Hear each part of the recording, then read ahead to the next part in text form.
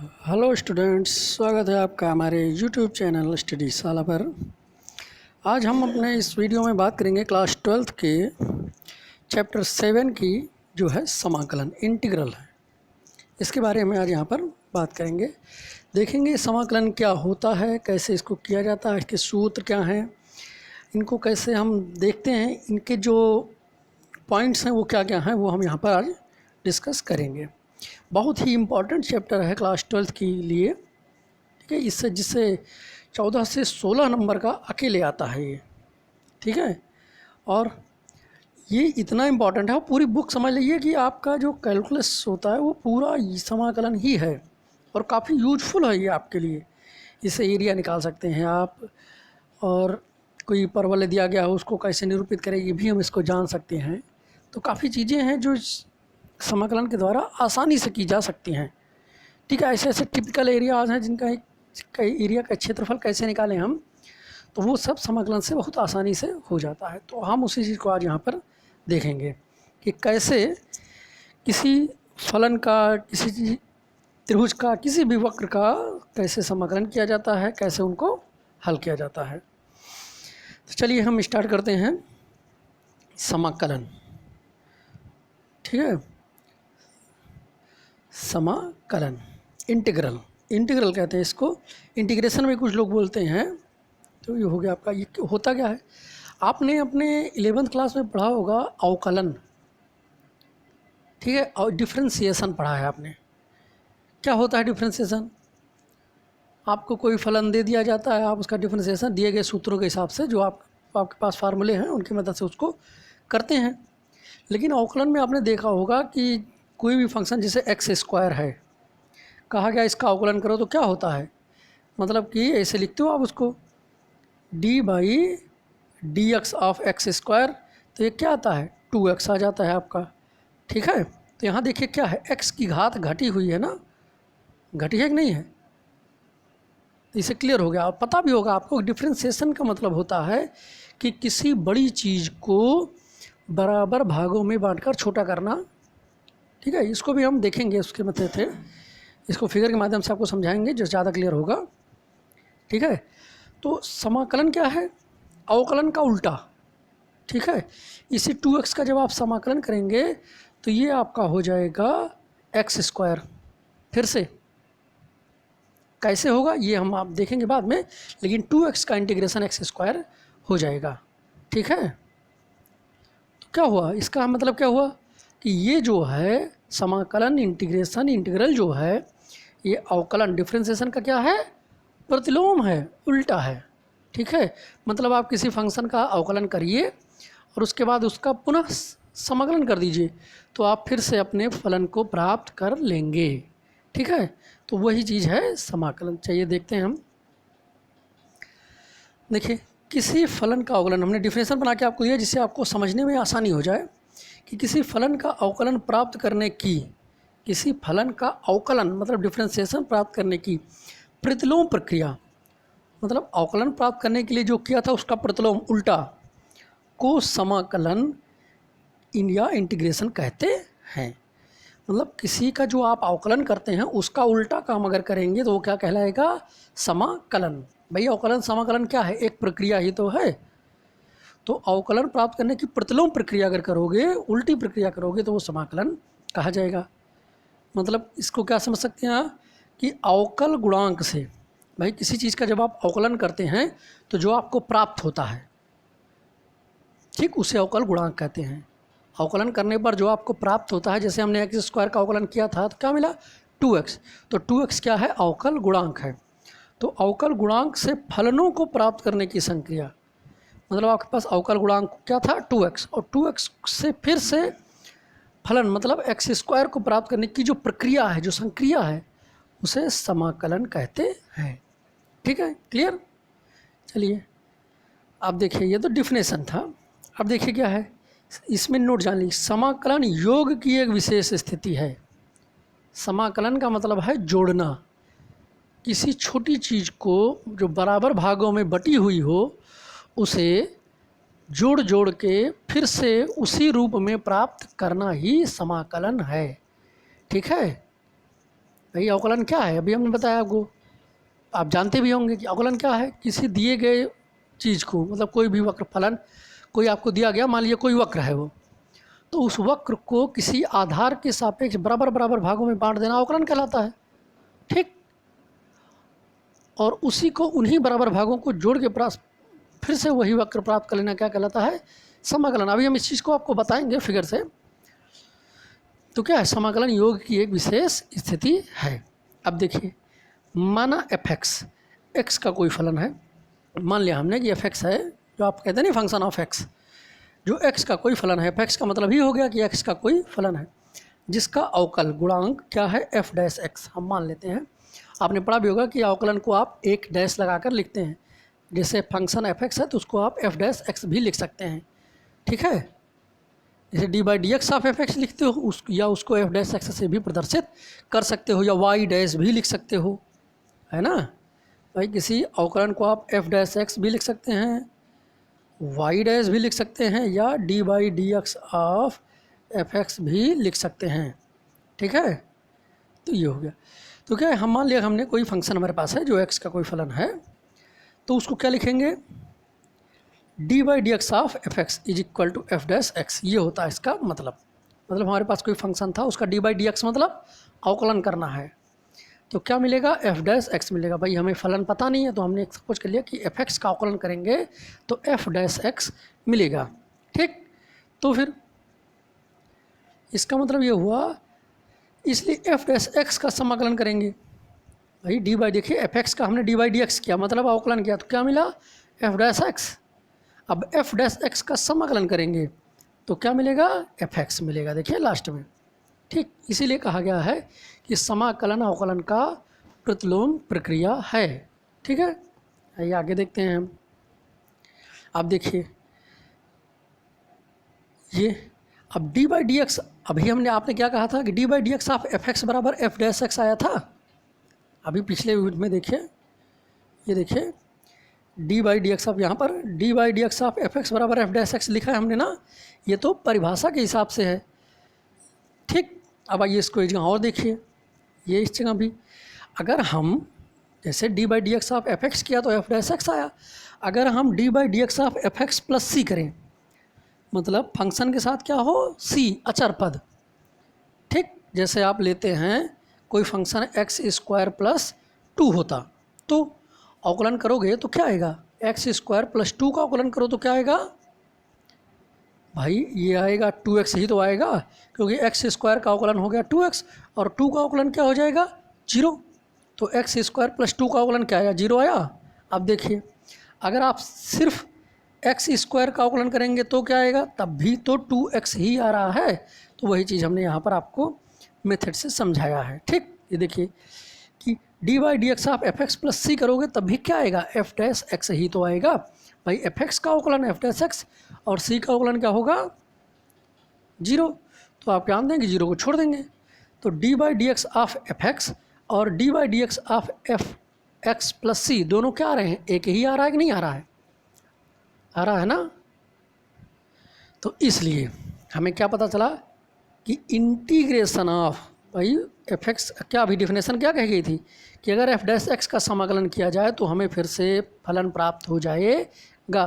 तो इसका मतलब integration of F dash X D x, अब उसको लिखा कैसे जाएगा, वो तो डिफिनेशन था ना, अब उसको रिप्रेजेंट कैसे किया जाएगा, दिखाया कैसे जाएगा।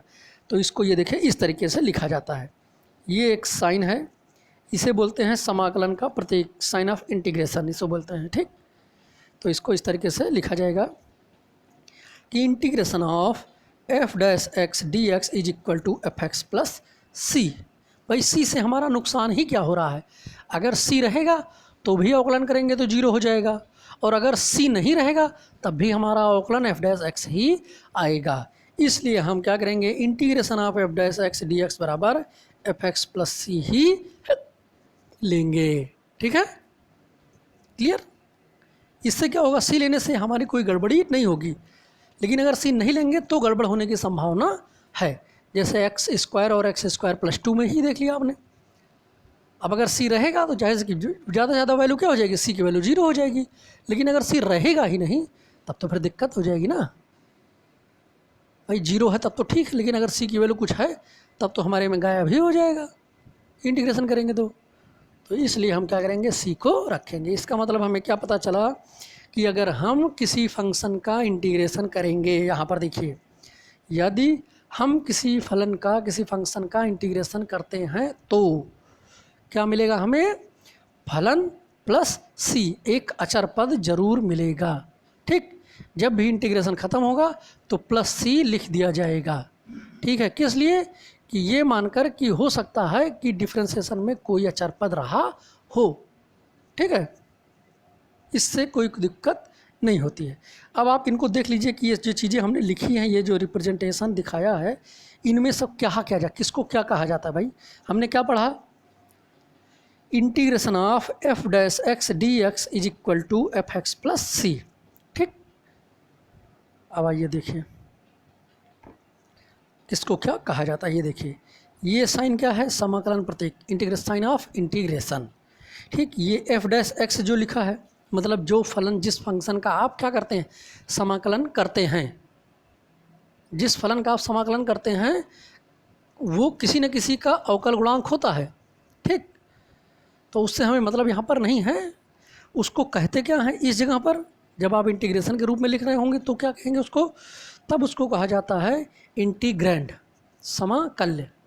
ठीक है, क्या बोलते हैं इसको, इंटीग्रैंड। मतलब अगर इस तरीके से आपको लिखा हुआ मिला है तो ये है साइन ऑफ इंटीग्रेशन, ये है एफ डैश एक्स समाकल्य या इंटीग्रैंड। ये डी एक्स क्या है, क्यों लिखा जा रहा है, डी वाई डी जेड ये सब क्यों नहीं लिखा जा रहा है, आधार एक्स। ठीक, मतलब किसके सापेक्ष आप समाकलन कर रहे हैं, किस आधार के सापेक्ष।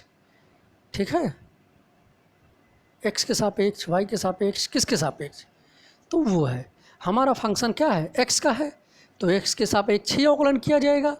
अगर हमारा फंक्शन वाई का है तो वाई के सापेक्ष अवकलन किया जाएगा। ठीक है, फिर देखिए is equal to F X, ये क्या आया, समाकल, इंटीग्रल, मतलब जो समाकलन होके आया वो ये है समाकल। और ये सी क्या है, अचर, कांस्टेंट। ठीक है, तो इनको सबको ये कहा जाता है। चलिए अब हम आइए देख लेते हैं इनको, समाकलन और अवकलन का ज्यामितीय निरूपण। उनको आप चित्र के माध्यम से ज्यामिति में कर्तीय तल में देखेंगे तो और ज़्यादा क्लियर हो जाएगा। ठीक है, इतनी चीज़ें क्लियर हैं। चलिए ये देखिए, एक हमने कर्तीय तल ले लिया है, एक्स अक्ष वाई अक्ष पूरा बना लिया, इसमें हमने एक ट्रायंगल टाइप का बना लिया है मूल बिंदु से। ठीक, ये ट्रायंगल है आपका ओ पी क्यू ओ। ठीक है, जिसका कोई इक्वेशन सपोज करिए कि आपको दे दिया गया हो। ठीक है, इसका कोई क्या किया गया हो, इक्वेशन आपको दिया गया हो, तो अवकलन क्या है आपको पता होगा, लेकिन एक बार फिर से हम इसको बता देते हैं। तो देखिए, इसको अगर हमें बांटना होगा तो हम इसे दो तरीके से बांट सकते हैं ना, कर्तीय तल के हिसाब से अगर देखा जाए तो इसे हम दो तरीके से बांट सकते हैं। कैसे कैसे, एक एक्स अक्ष की तरह ऐसे ऐसे, ठीक है, बराबर भागों में, या ऐसे ऐसे भी तो बांट सकते थे, ओरिजेंटल बांट सकते हैं ना। यही वो आधार है जिसे आप कहते हैं, जो आप लिखते हैं आधार। भाई कहीं कहीं आपने अवकलन में भी आपने कहीं कहीं देखा होगा डी बाई डी एक्स लिखा है, कहीं कहीं देखे होंगे डी बाई डी वाई लिखा है, ये भी होता है। तो ये वही चीज़ है। ये अगर आपने इस तरीके से बांटा हुआ है,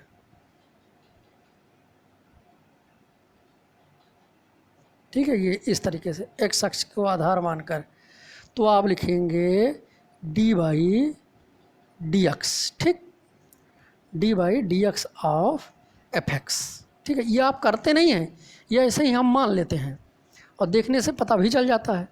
ठीक, तो अगर आपने एक्स अक्ष को आधार मानकर, मतलब एक्स अक्ष पर एक एक इकाई, दो दो इकाई, जो भी, जैसे ये देखिए इतना इतना मानक मानकर, बराबर बराबर भागों को मानकर हमने किया है, तो ये क्या कहा जाएगा, डी बाई डी एक्स। अगर यही चीज़ हम ऐसे ऐसे बांटे होते, ये वाई अक्ष पर मानकर, ठीक भाई देखिए ये क्या है, दूरियाँ वाई अक्ष पर चली गई हैं ना, तो इसे हम क्या कहते हैं, D by D Y of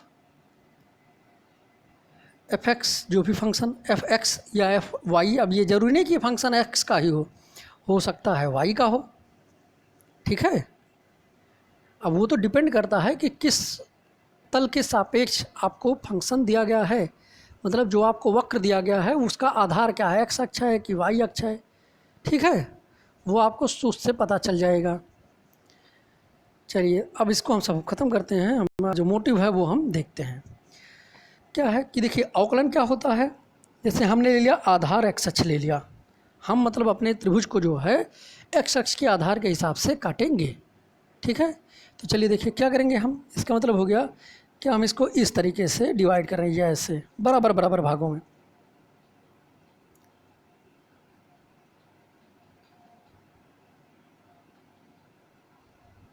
ये ठीक है, इसका ये ओ ही है ही, ये बराबर बराबर देखिए ये जा रहे सारे भाग जो बीच में बाहर हैं वो हम इन्हें बराबर मान रहे हैं। तो डिफ्रेंसिएशन क्या है कि आधार x के सापेक्ष जो वक्र आपको दिया गया है उसको बराबर बराबर भागों में बांटना ही क्या है, अवकलन है, ठीक ठीक है। ये मतलब जब आप किसी का अवकलन करते हैं तो आप इन छोटे छोटे भागों का, ये इन छोटे छोटे भागों का क्या करते हैं, क्षेत्रफल निकाल देते हैं, ये कहने का तात्पर्य है, ठीक है। जिसे आप dx का मतलब ही होता है एक सूक्ष्म अंतराल, x अक्ष पर एक सूक्ष्म अंतराल पर, ठीक है, dx डेल्टा x, ये वही है। dx का मतलब ही होता है कि dx लिखा है ना, मतलब x अक्ष पर एक सूक्ष्म अंतराल पर, अगर dy लिखा होगा मतलब dy का मतलब y अक्ष पर सूक्ष्म अंतराल पर, भाई dy का मतलब हो गया y अक्ष पर, ठीक है, सूक्ष्म अंतराल पर। लेकिन हमारा क्या है, हमने x अक्ष पर लिया है तो हम क्या लिखेंगे, dx पर, ठीक। dx पर, dx का मतलब हो गया कि x अक्ष पर सूक्ष्म अंतराल पर छोटा छोटा भाग लिया गया है, ठीक। अब इसका अवकलन देखिए क्या होता है।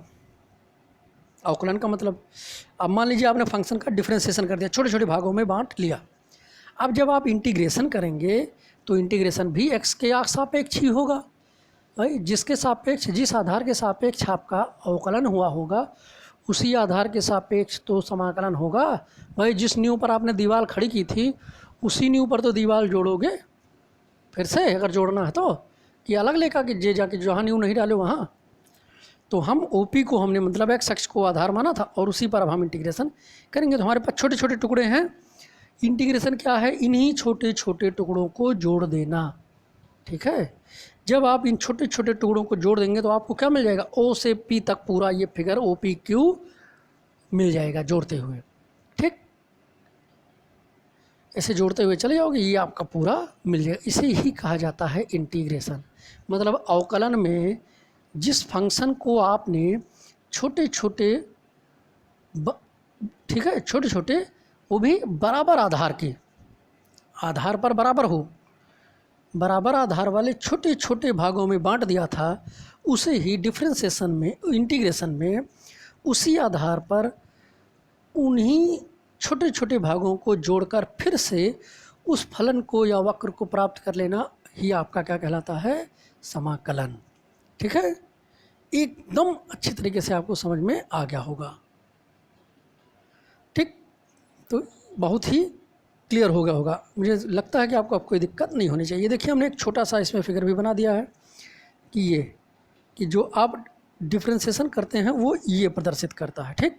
और जब आप अवकलन करते हैं तो इसी को धीरे धीरे आधार के सापेक्ष क्या करते हैं, बढ़ा देते हैं, ठीक है, और आपका इंटीग्रेशन कहा जाने लगता है, फिर से आपका वक्र प्राप्त हो जाता है, ठीक है। तो ये था आपका समाकलन। इसका देख लीजिए, समझ लीजिए, बहुत ही इम्पोर्टेंट चैप्टर है, एक एक टॉपिक क्लियर करते चलिए, ठीक। चलिए, थैंक यू क्लास।